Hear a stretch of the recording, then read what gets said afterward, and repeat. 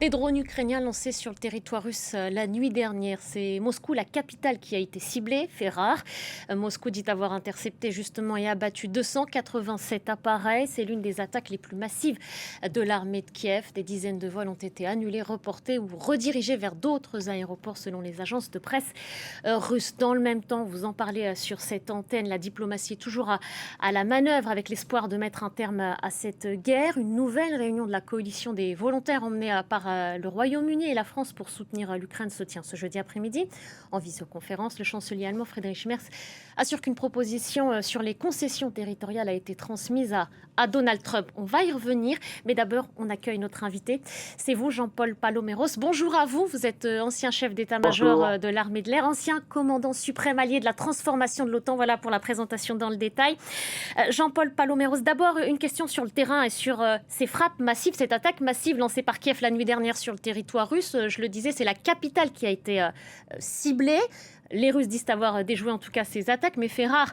La capitale russe ciblée, c'est assez rare depuis 4 ans maintenant. Est-ce qu'il faut comprendre, et dans une question de temporalité, que les Ukrainiens frappent fort au moment où la négociation aussi s'accélère ?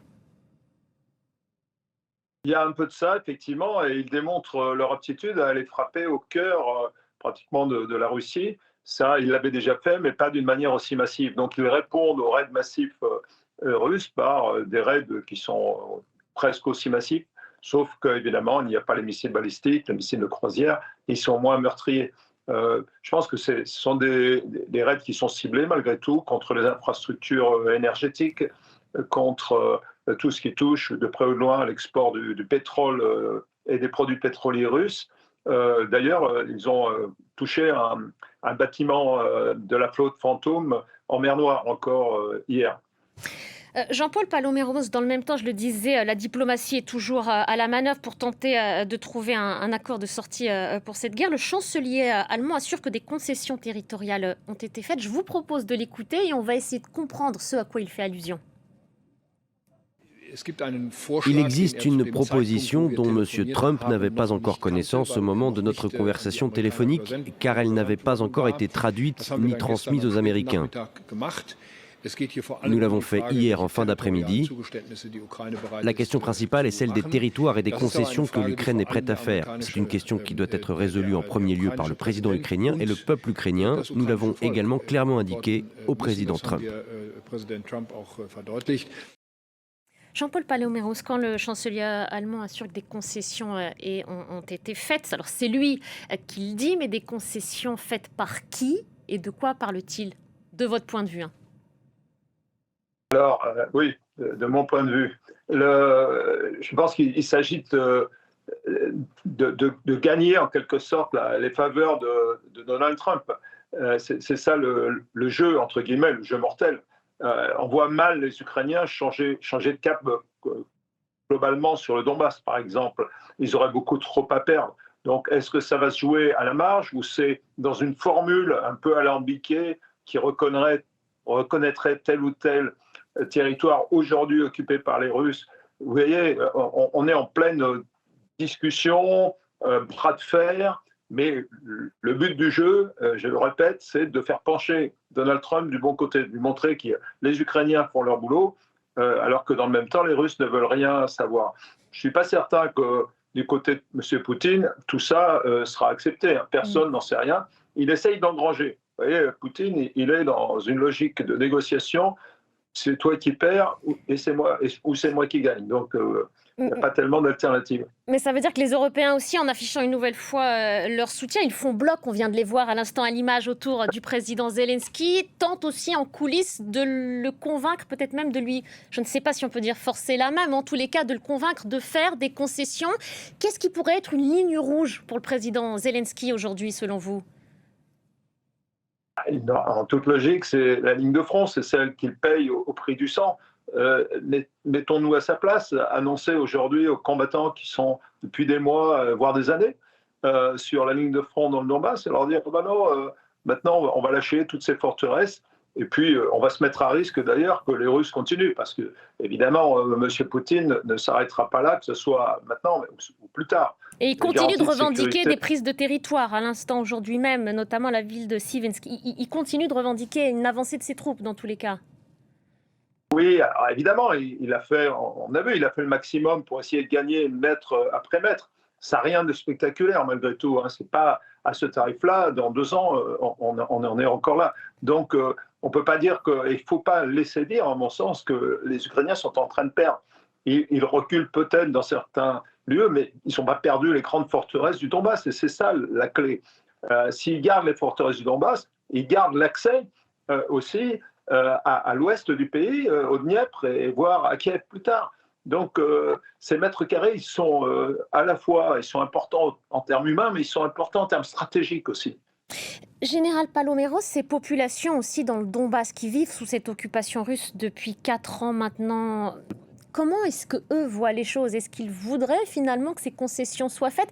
Est-ce qu'on sait quel est le sentiment, l'état d'esprit de ces populations aujourd'hui, au moment, encore une fois, où il y a cet appel à la concession qui est fait?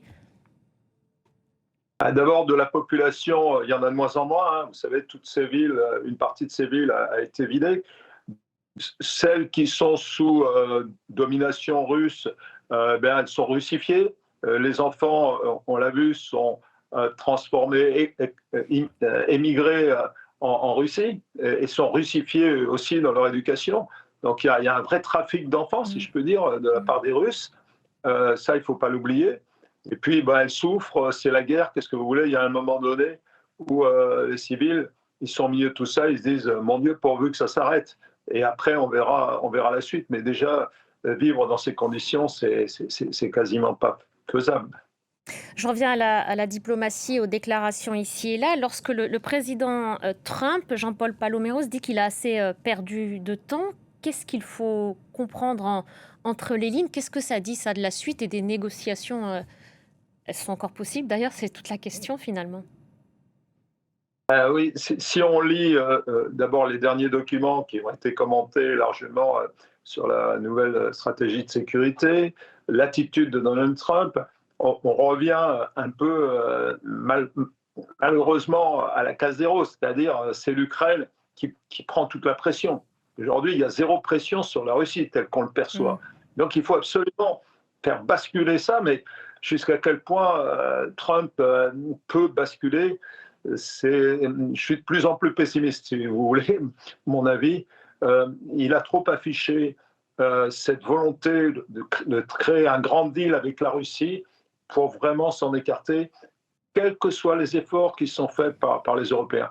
Donc les Européens se trouvent, les Européens de la coalition de volonté se retrouvent face au dilemme et il faut qu'ils continuent, à mon avis. Mais jusqu'où, général? On les a vus multiplier les déclarations, multiplier les réunions, sauf que cette pression, ils ne parviennent pas à l'exercer. Ils ne pèsent même pas réellement, en réalité, dans ces négociations. Dans les négociations, non, mais le fait qu'ils soutiennent l'Ukraine, c'est quand même un pilier solide. Enfin, il y a quand même les 3 grands pays qu'on voit, l'Allemagne, la France, la Grande-Bretagne, c'est pas rien en termes militaires, en termes de puissance mondiale.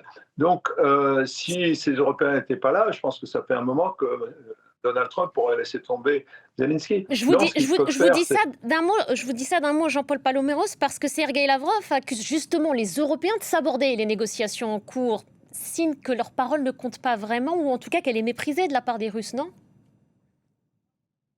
Oh, elle est méprisée, non, puisque M. Lavrov en parle.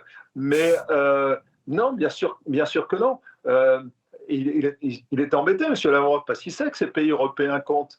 Ils comptent dans l'équation. C'est leur avenir aussi qui est en jeu à ces pays européens, à l'Europe tout entière. Et ça, Lavrov, qui est un vieux routier pour le moins, le sait parfaitement. Donc, il remet sur la table toujours le même langage, Monsieur Trump, parce que l'objectif, c'est Trump. Si Monsieur Trump, vous voyez, ces affreux Européens, ils ne veulent pas que la guerre se termine. Mais s'ils veulent que la guerre se termine, mais dans des conditions acceptables par l'Ukraine, c'est toute là la différence. Et pas par la volonté simplement de M. Poutine d'anéantir quelque part un pays, parce que ça reste son objectif. Merci beaucoup Jean-Paul Paloméros. Merci d'avoir pris le temps de répondre à nos questions sur France 24.